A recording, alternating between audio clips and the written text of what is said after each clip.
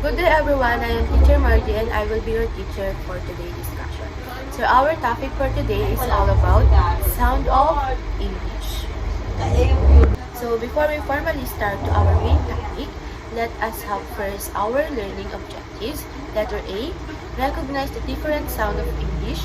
Letter B, demonstrate ease in using the correct vowel sounds of English.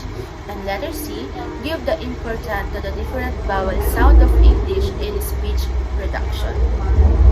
So these are the types of sound of English. We have it here vowels, diphthongs, and lastly is we have it here a consonants. So first we have it here vowels. Vowels are sounds which are produced with the vibration of air in the oral activity. All vowel sounds are voiced oral sounds.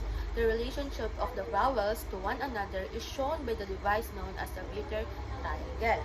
So when we talk about vowels, it is a speech sound which produced by comparatively open configuration of vocal tract with vibration of the vocal cords but without audible friction. So a letter representing a vowel sound such as a, e, o, u. So that is the vowel letters. So when we talk about vowels, vowels are letters that represent speech sound which air leaves that mouth without any blockage by the tongue, lips, or throat. So that is vowels. So we have it here diphthongs. Diphthongs are those sounds which combine two vowel sounds and which blend them into within a syllable. Next one is some vowel sounds have diphthongal quality.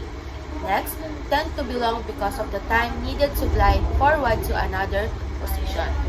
So when we talk about diphthongs, diphthongs is a sound made by combining two vowels, specifically when it starts as one vowel sound and goes to another, like the OY sounds in oil. So another example of this is AU as in town, AI as in light,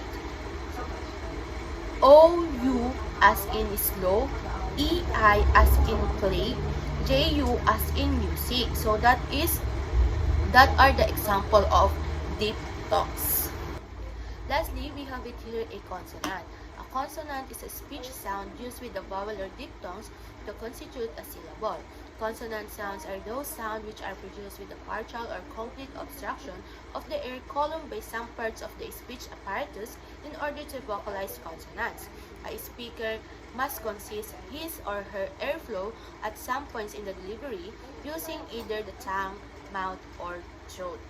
So when we talk about consonant, it is a basic speech sound in which the breath is at least partly obstructed and which combine with the vowel to from a syllable. So a consonant is a speech sound that is not a vowel. It also refers to letter of the alphabet that represent those sounds. So a consonant. So these are 21 consonants in the English alphabet. We have B, C, D, F, G, H, J, K, L, M, N, P, Q, R, S, T, U, V, W, X, Y, Z. So keep in mind that Y can sometimes function as a vowel, which is known as semi-vowel. So that will be all everyone. So we have sound of English, we have vowels, diphthongs, and consonants. So that would be all everyone, and I hope you learned something from me.